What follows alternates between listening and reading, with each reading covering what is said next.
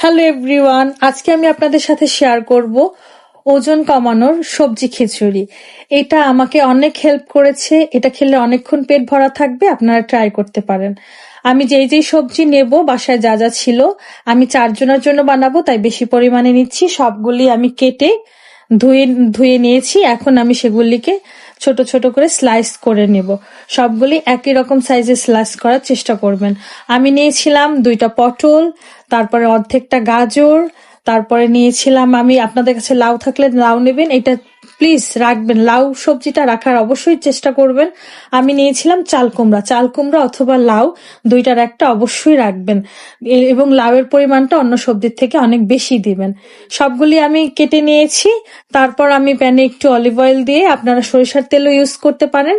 যখন তেলটা গরম হবে আমি তার মধ্যে দিয়ে দিয়েছি কয়টা আস্ত জিরা। জিরাটা যখনই একটু ঘ্রাণ ছাড়তে শুরু করবে তখন দেব রসুন কুচি, পেঁয়াজ কুচি এবং কাঁচামরিচ।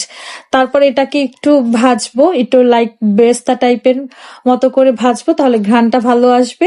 যখন পেঁয়াজটা ভাজা হয়ে যাবে এর মধ্যে আমি দিয়েছি একটু হলুদ, মরিচের গুঁড়া দেব না, একটু জিরার গুঁড়ো এবং একটু ধনিয়ার গুঁড়ো দিয়ে আমি সবজিটা প্রথমে দিয়ে সবজিটার সাথে মশলাটা ভালো করে মাখিয়ে, তারপরে আমি এখানে নিয়েছিলাম হাফ কাপ ডাল, মুসুরি ডাল। আপনারা মুসুরি ডাল, মুগ ডাল 2টা একসাথে মিশিয়ে নিতে পারেন। আর আমি সাথে ছোট এক মুঠ আমার চাল দিয়েছিলাম। আপনারা এটা অ্যাভয়েড করতে পারেন, যারা এক্সট্রিম ওয়েট লস করতে চান তাহলে চালটা দিবেন না।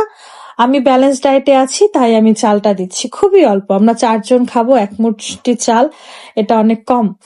তো এরপরে আমি ভালো করে সেটাকে ওই যে মশলার সাথে কষিয়ে নেব, ঢাকনা দিয়ে দেব যাতে সবজিটা একদম কমে আসে।